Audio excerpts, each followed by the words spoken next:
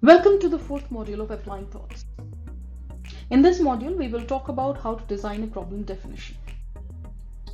We'll define a problem, understand the pitfalls that we need to carefully avoid while defining a problem, and we will also see the processes and tools which we can use to clear focus and direction so that we define a specific and the right problem. The four-step creative problem-solving model that we were introduced in the last module is what we are starting with in this module. We will today work on the first step of clarify the problem. We will do this module and the next one on clarifying the problem. So this module will be on designing the problem definition. Consider that problems may in fact be an opportunity. You may be recognizing at some level that something needs to change, or perhaps has already changed and is creating tension in other aspects which have not yet changed. Either way, it is important to analyze the true problem rather than attempt to address symptoms. All too often, people put huge amount of time and effort into solving a problem, only to find out that the actual problem exists elsewhere. While there may be issue to annoy and trouble us, it is really only a problem if it is preventing you from achieving that which you need to desire. This is exactly what we discussed in module number 1, that a problem is nothing else but a roadblock or a challenge that's stopping you from moving your current state to a desired future state. So, problem definition primarily focuses on identifying what is our future state and what is it that's stopping us from achieving that. Look carefully on your screen. What do you see? I'll give you a few seconds. Think about it. I know what you're thinking. What you're thinking is what many people in my sessions keep on thinking whenever I show them this picture. They try to connect back with their frame of reference of what an elephant is and would perceive it as a problem. Because you see, the number of legs are just never right, no matter which way you look at it. In reality, this picture is an illusion. Therefore, there is no problem, since it's meant to be an illusion. We try to see it right and think that there is a problem. Because this picture doesn't fit with our image of an elephant, therefore it feels like a problem to us. In reality, it's serving its purpose of being an illusion. Now, this is something which is extremely important and we need to understand. While everyone is focused on looking at the elephant and trying to fix the legs in the right number, what we forget or don't notice actually is the real problem is in the title. Now some of you might have already looked at it and realized, oh yes, if you read it carefully, it says put that elephant on the table. Now this is what we need to understand when we are working on problem definitions. Problem can't remain on your mind. Let's put the problem on the table and have a lot of people talk about it. Before you go on identifying the solution, you need to know, is this problem my illusion or is it really a reality for everyone else? In short, does this problem exist or is it the right problem? It's important for us to realize that we need to identify the right problem even before we identify the right solution. And that's why working with your teams is. So we do understand now that we need to discuss the problem, we need to identify the right problem. But why define it?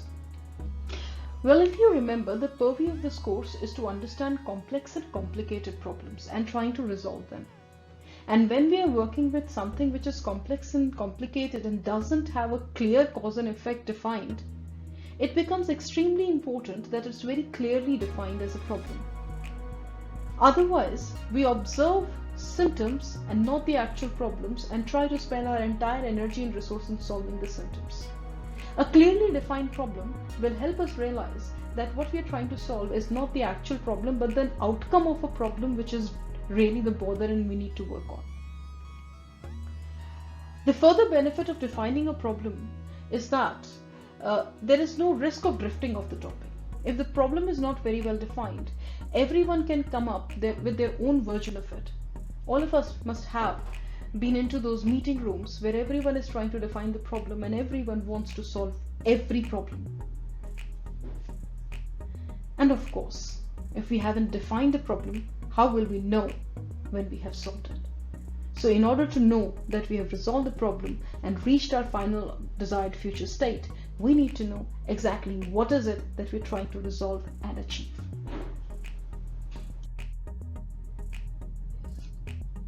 As we're talking about complex and complicated problems, we need to be very clear exactly what problem we are resolving and defining it so that it can be communicated easily to and clearly to others. Everyone has a different opinion on issues. So if we don't have a very nicely and clearly defined problem, we may end up going in every possible direction with everyone coming up with their own opinion. And of course, definition creates understanding and shared meaning. That makes it possible for people to work together and have a goal clarity exactly where we are going and what does each of the action or each person's role in the process imply or has an impact upon. So, what is a problem definition? A problem definition is a clear description of what needs to be answered. It is usually in the form of a question. Its purpose should be very precise and measurable. So here are some examples of very clear and specific problem definition. The first one, which ERP system presents the best value for investment and minimizes the disruption and cost to our ongoing operations? Assuming that you are aware what are the requirements of your ongoing operations, this makes a very clear and specific problem statement. How can we leverage our customer relationship to generate more revenues? This again is a very specific statement which very clearly mentions what you plan to use and for what purpose. How can I restore work-life balance? How can I reduce the turnaround time in my process? Now you can make it more specific by either putting a value of how much of that do you want to reduce. So these are some of the examples where we are being very, very specific on what exactly it is that you are trying to achieve. So goal clarity is the key to a successful problem definition. In step number 1 of creative problem solving model, which is called clarify the problem, there are 3 steps that need to be taken care of. The first one is explore. Explore the vision. What it means is to identify the challenge, have a very clear idea of what is the future condition which you want to achieve. As you've discussed in module 1, a problem is actually something that stops us from achieving the desired outcome or to reaching the desired future state. So what is it that is stopping us to reach the desired future state? And much before that, we need to explore what is the desired future state which we want to achieve. The second step is gather the data, asking questions for more information. So once we are clear exactly where is it that we want to go, what is it that we want to achieve, the next step is asking the right questions, gathering the information to be more clear on understanding where is the gap, where do we need to dig more, what information do we require, what data is available. And we'll discuss each one of these in much detail in the coming slides. And third, and one of the very important steps is formulate. This is the step where you design the problem statement. When we discuss this step in the coming slides, we'll talk about what is the structure of a problem statement and what are the key components which it should follow or have in it so that it is a very clear problem and specific problem statement. Explore the vision, the first step of clarifying the problem. A lot of detail for this is given in your handout where each of these steps and the questions which you can use in these steps are explained in detail. Now, for understanding what is explore the vision. Now, explore the vision has 3 parts to it. First, examine the gap between our desired and current state. We need to know exactly where we are, what is the present scenario, and what is the future scenario which we want to achieve. Once we know the two very clearly defined, the gap between them, the reason why we are not in the future state at present, the problems or the roadblocks that can stop us or are stopping us, the challenges that can hinder our progress, they are the areas or the potential problems that we are looking at. The second step is start with your desired state. What is the vision? The first thing you need to define to yourself is what is it that you want to achieve. We want to reduce the accidents by 20%. We want to increase the efficiency by 10%. We want to reduce or remove the delay in product delivery. We want to make the entrance to the office more secure. We want to make the permission process to reach the plant more flawless and more automatic. We want to utilize the maximum space possible, or if you can have a specific amount that we want to increase the capacity of our warehouse by X%. So these are very specific future states which you are looking for. We want to reduce the attrition by 40%. So these are all very specific future states or future vision that you're looking for. And this is the second step of explore the vision. The third and the most critical one is, with respect to that vision, what is your current state? Now this is where we understand the gap. Once we are very clear that we want to reduce, let's say, the attrition by 30%. Now where are we at present? At present the attrition rate is somewhere around 50%. The turnaround is very high. Now that can be a big issue for any organization. So to understand what is the current scenario and to understand where we want to be in the future, that is what helps you understand the gap. And this gap analysis is what we do in Explore the Vision. When you go through your handbook, the column of Explore the Vision will have a list and series of questions which I recommend you to read again and again to understand the purpose of them. And these are the questions you can ask yourself and your teammates and other people around you to help get a clearer view on what is the future vision that everyone is looking for and what's the gap that you need to cover. Gather data. That's step number 2 of clarifying the problem. Now gather data has very clear steps. The first is what is working well. We need to first identify, once we are clear on where we want to be, then we look at our current situation and we see in the current situation what exactly are the areas that are working well for us. For example, if we are saying that we have to reduce the attrition by 30%, or to bring it under 30. Now that is an area. Now we need to understand what is working well for us. We identify that the people who we hire directly from the campus stay for the longer duration. Now that's one particular domain that you can look at. Similarly, there can be other things which are going well for you. Maybe your training department is very robust. Maybe you have a huge potential of sending your employees to client location. So these are certain things where you can understand that these are certain areas where your employees are happy. Then you need to go on and look for what are the areas where things are not going well. Now this is what the step number 2 is. Once we identify the pluses of a particular situation, then we go and look for what are the challenges of that situation. So if we have these 3 as pluses, what is the reason that what is not going well? What's the reason that people are still leaving? Right? Long working hours can be one. Location of the office, which is causing a long commuting to people. Inflexibility in working from home can be one. So these are some of the issues that can be the ones that are not going well.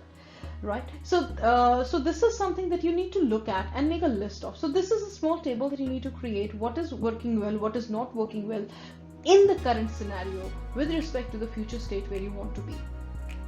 And then comes the third one, what needs to change.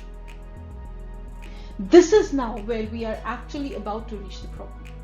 So then you need to understand, from going this particular stage, the current state, to the future state we want, with these all things going well and these are things not going well, what is that needs to change? And then you start working on that particular idea. So in Gather Data, there are some questions that you need to ask yourself and your team members. The first one is, what are the symptoms? So if you see that a large number of people are leaving the organization much earlier than you would have liked, the first thing is, what are the symptoms? Where exactly do we start? We can start looking at those through the exit interviews. Do we get any hints there? What about the information that's floating in the office? Why is that a problem? So you keep digging. Why is that a problem? Why are people leaving? So you keep on asking yourself why and why and why till the time you figure out exactly what is at the bottom of it.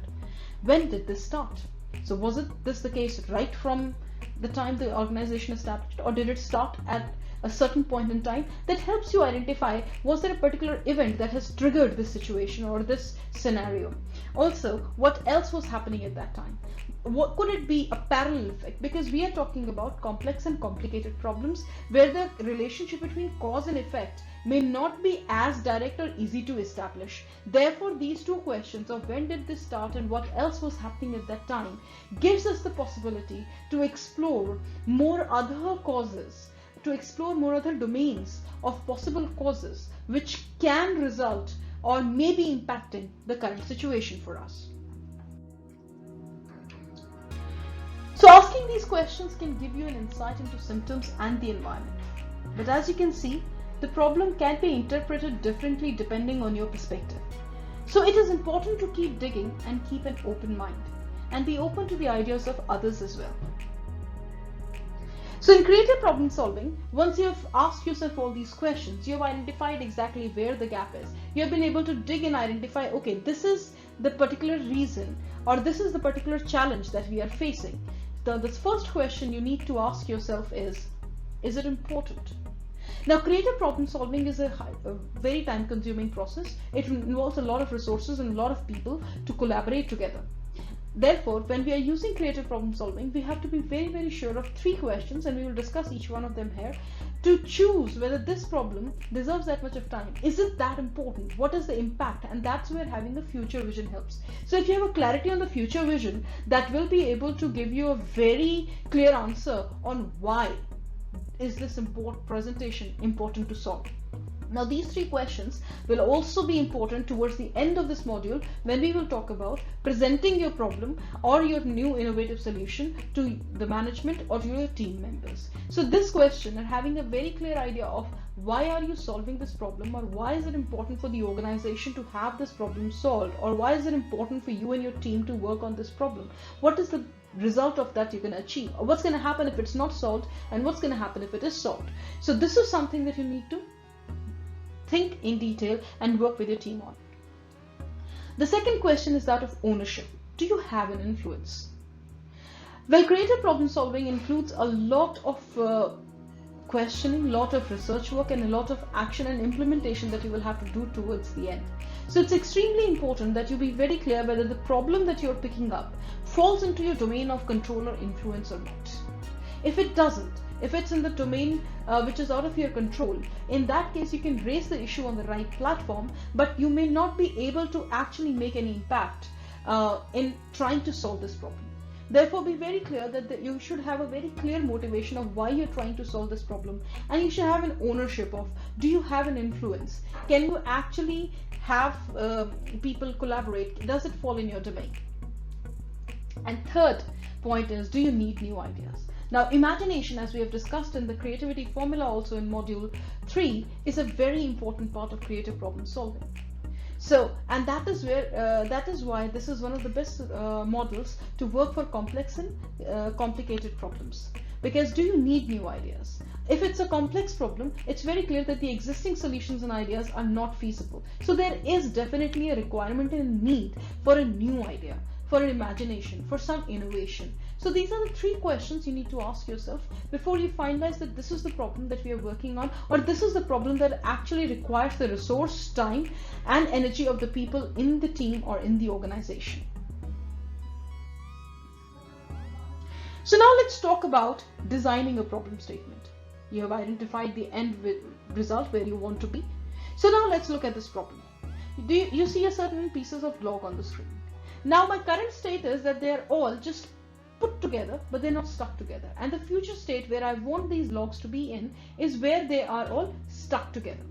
Now with that vision in my mind, I have asked myself certain questions and I have come up to design a problem statement. So I'm going to show you 2 problem statements here, and then we will discuss the difference between the 2. The first problem statement that you see on your screen is, I want some glue to stick these pieces of wood together. Now, if you look at this problem statement very carefully, it's actually not a problem statement. It's actually a solution hidden as a problem. So while telling you my problem statement, I have already told you that the only solution I'm open to is glue. So now you better tell me what are the ways I can use glue to stick these pieces together. Anything other than glue is off the table. Now let's look at the second statement. I want some way of sticking these pieces of wood together. Now this statement gives more opportunity for creative thinking, more possibilities to discuss and talk about, because when I say I want some way of sticking these pieces of wood together, this means I have very clear my current state is that they are not together and the future state is they should be together, right?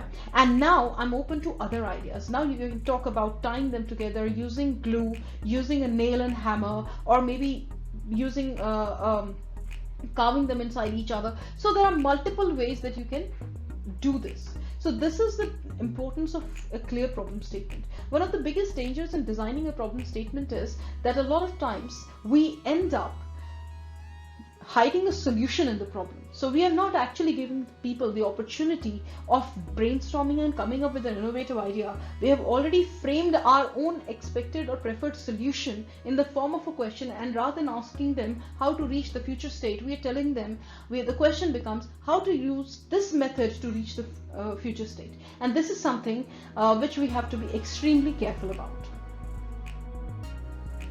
So now, if we have to be careful about challenges like these, then how do you formulate a challenge? The first thing you do is the objective of the problem definition should be very precise and measurable. For example, in the previous problem, it was very precise that these 4 pieces of wood should be stuck together. So I should be able to evaluate once they are tied together or stuck together that it's done. So the objective of the problem definition should be very precise. You should know exactly what will be the end product of it. It is usually in the form of a question. How can I stick these pieces of wood together? What can I do to stick these pieces of wood together? So it's usually in the form of a question, and then by using creative thinking techniques or diversion thinking, we try to answer this question through multiple forms. A very important characteristic is there has to be a very, very specific statement. And create challenge questions that invite solutions. For instance, in the previous one I just explained, if I say, how can I use glue to stick them together? I'm not inviting more solutions. I've already told you the solution. I'm just inviting more ideas on how to apply the solution. So as problem statements, you have to be very clear the challenge questions that invite solutions. So use invitational language. So what kind of statement, what kind of format can you use for this? So there are certain formats or sentence structures that we can use. How can we? What if? I wish? How to? How might I? In what way might we? So as you can see, these all are the questions which you can use and add anything else. For example, how can we reduce the attrition by 30%?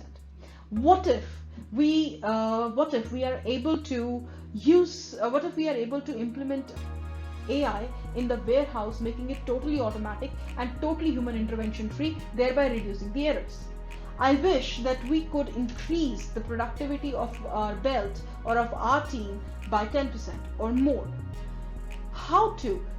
How might I? In what way might we? Now these are certain statements, as you can very well see, which call for action, which call for ideas or for achieving a certain target, and the target is nothing else but the vision or the future state which you want to acquire, which you want to achieve.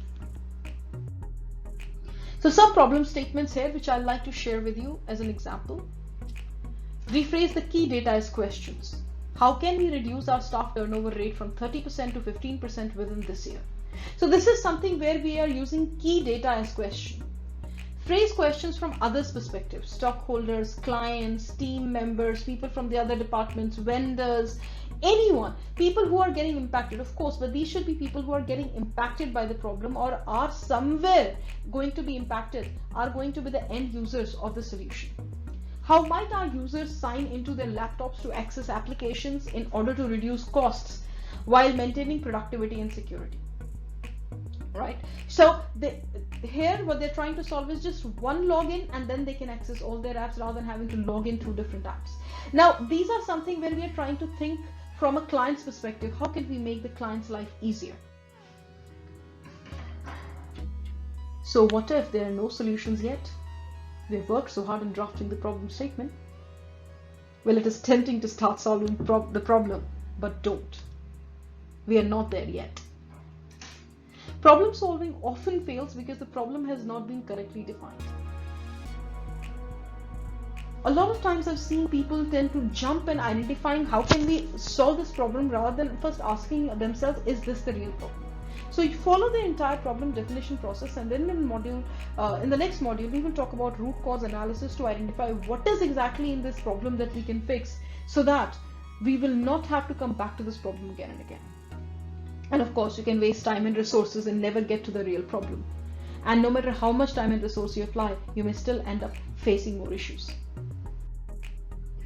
So here we reach our exercise 7. I hope you have already read the case study with trust issues. If you haven't, please do it. Use these techniques to dig deeper into the case study and be creative. So what we have discussed today as a problem definition, read the case study, ask yourself the questions which are given in the handbook and see. Number 1, devise a list of appropriate questions that Rajni could ask. So what are the questions that Rajni can ask to get more information? Remember the gather data stage? So try and identify, explore the vision. What's the future state that she's trying to achieve? What she needs to achieve in order for this case study to be resolved? And then make a list of appropriate questions that she needs to ask. Design a problem statement for the case. Where all can she gather more information from? So there are some resources which are very clearly mentioned in the case study. Read it very carefully to identify. Are there other places where she can ask these questions? Are there other people where she can go and ask these questions, right? So that she can get more ideas, or she can get a much clearer vision. So exercise 8. Identify an actual problem in your workplace. Based on what you have learned, investigate and define the problem. For the problem statement, identify what is the future desired state you want to achieve. How will you measure it? What are the questions you need to ask to further understand the problem? And who all are the stakeholders in this problem and its resolution? Now, exercise 8 is a very important problem, because starting now, we're going to be working on, along with the case study, parallelly on a real life situation. And at the end of this course, in module number 8, you will be submitting a detailed report, and I'll provide you a format of A3 report, which is already being given to you, and I'll give you the details of where to look for it when we reach module 8. So this is where you have to start working on this exercise on solving the real life problem. And from this module itself, and every module will do a bit, we will apply the techniques to this problem, and by the end of it, you would have been able to come up with a real life solution. So in exercise 8, what you need to do is take your time, take some quiet time, think of an actual problem in your workplace that you're facing or that you want to resolve. It can also be something that you want to improve. It can be a future opportunity that you want to create for yourself or your team. Now, based on what you have learned, investigate and define this problem. Define this final vision which you want to achieve. So what it should define is, number 1, a very clear problem statement. That's what we are looking for. So when you make this exercise, you think of that situation, you need to create the end product we are looking for is a problem statement. So you need to first imagine what is the future desired state that you want to achieve. The second question is, how will you measure it that you've achieved it? What should happen for you to know that you have reached that point? And what are the questions you need to ask yourself and others? And another important question is, who are these others? Who are the people who are stakeholders in this problem and its resolution? Make a list of them. So you need to so in brief, you need to design one problem statement. And in order to design that problem statement, you need to understand the future state, identify how will you measure that you have solved the problem, and make a list of questions that you need to ask other people and yourself. And the last one is that make a list of stakeholders who are involved in this problem and its solution. Now we come down to the quiz of module 4. After completing the module, please click on the link given in your description box and complete the quiz. Once you complete the quiz, you will get a better clarity of, is there any area that you want to review altogether? If that is the case, please go back to this video, review that particular area, and once you're confident that you're clear and that you can design a problem definition, then move on to the next module.